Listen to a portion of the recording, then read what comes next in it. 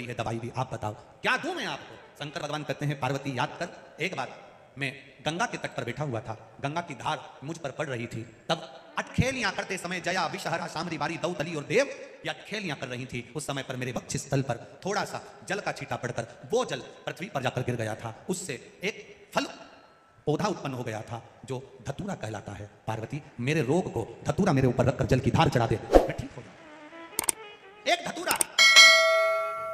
और धतूरे का फूल, कांटे वाला धतूरा और उसमें लगने वाला पुष्प, धतूरा और धतूरे का पुष्प, छोटा सा पौधा है, ज्यादा बड़ा नहीं है, कांटा लग रहा है, धतूरा लग रहा है, और उसमें भी साधारण धतूरा नहीं, जिस धतूरे के नीचे की डंडी लाल कलर की होती है, अगर वो सोमवार की अष्टमी को देवाधिदेव महादेव को समर्पित करी जाती है तो उसके घर में कभी संपदा की कमी नहीं होती है। वो धतूरा साधारण नहीं है। धतूरे में भी लाल डंडी, जैसे धतूरा गोल होता है उसके नीचे छोटी सी डंडी, देखा है आप लोगों ने? अरे देखिए, किन देखिए बोलो, धतूरा देखा ना? धतूरे के अंदर नीचे छोटी सी डंडी होती है, जब तोड़ोगे तो वो डंडी का कलर अगर लाल है, वो डंडी का कलर अगर लाल है, और कभी हम तो कहेंगे जैसे बड़ी बीमारी जिसको हो जाती है, लीवर किडनी कैंसर आदि आदि बड़ी बीमारियों से जो जूझ रहा होता है, प्रयास करो,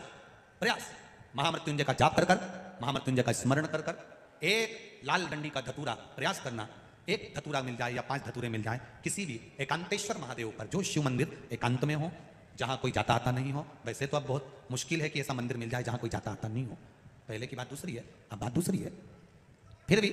कहीं आप रोड पे से निकल रहे हो, एकांतेश्वर महादेव अगर आपको दिख जाए, बहुत बीमारियों से ग्रसित हो, तो भी महामृत्युंजय जाप का स्मरण कर कर या किसी विद्वत ब्राह्मण जन से महामृत्युंजय मंत्र का जाप कराकर या भगवान शिव के मंत्र का जाप स्वयं कर कर, वो भी ना बने तो पंचाक्षर मंत्र नमः शिवाय, षडाक्षर मंत्र ओम नमः शिवाय या श्री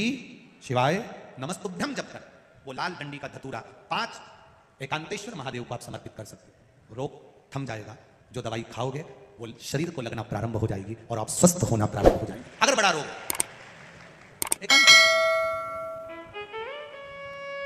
धतूरे का फूल, धतूरे का जो पुष्प है, उसको 2 जगह पर समर्पित किया जाता है, 2 जगह। एक धतूरे का पुष्प जहां भगवान शंकर का जल चढ़ाने जाते हो, पूजन करने जाते हो, स्मरण करने के लिए जाते हो, वहां अशोक सुंदरी वाली जगह पर धतूरे को फूल को समर्पित किया जाए। एक दूसरे नंबर का धतूरे का जो फूल होता है, 2 फूल जब हम समर्पित करने जा रहे हैं तो एक अशोक सुंदरी वाली जगह पर फूल का जो मुख होता है, मान लो ये फूल है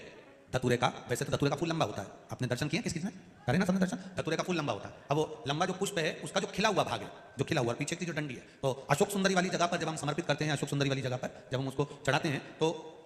जैसे ये शिवलिंग है और यहाँ सामने अशोक सुंदरी की जगह है, तो जो अशोक सुंदरी वाली जगह पर हम पुष्प समर्पित करते हैं तो खिला हुआ जो भाग है, जो खिला हुआ भाग है उसको इस तरह से रखते हैं कि शिवलिंग की ओर उसका खिला भाग जाए, और डंडी का भाग इधर गणेश जी, कार्तिकेय जी और 33 कोटि जो देवी देवता हैं उस ओर उसका भाग जाए, उसका भाग ऐसा समर्पित। एक दूसरा, शिवलिंग पर जब हम धतूरे का पुष्प समर्पित करते हैं, शिवलिंग पर जब हम धतूरे का पुष्प समर्पित करते हैं तो उस फूल का खिला हुआ जो भाग होता है उसका मुख हमारी ओर होना चाहिए, अर्थात डंडी का मुख जब शिवलिंग पर चढ़ाएंगे तो डंडी का मुख उधर हो और खिला हुआ भाग हमारी ओर। बहुत अंतर है महाराज, जैसे बेलपत्री चढ़ाते हैं तो बेलपत्री चढ़ाते समय डंडी का मुख अपनी ओर कर लेते हैं, पत्तियों का मुख उधर कर, तो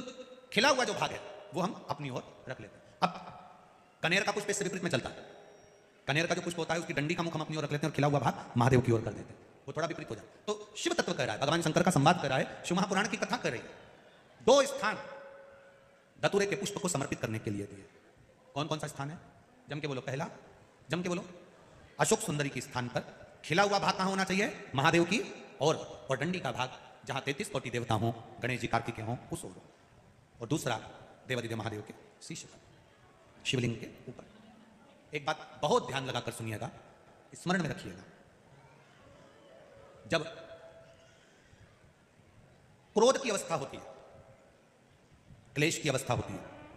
अशांति होती है, तब धतूरा शिव जी को चढ़ाकर 1 लोटा जल अवश्य चढ़ा देना चाहिए। लगभग 20 से 25 मिनट लगते हैं, पर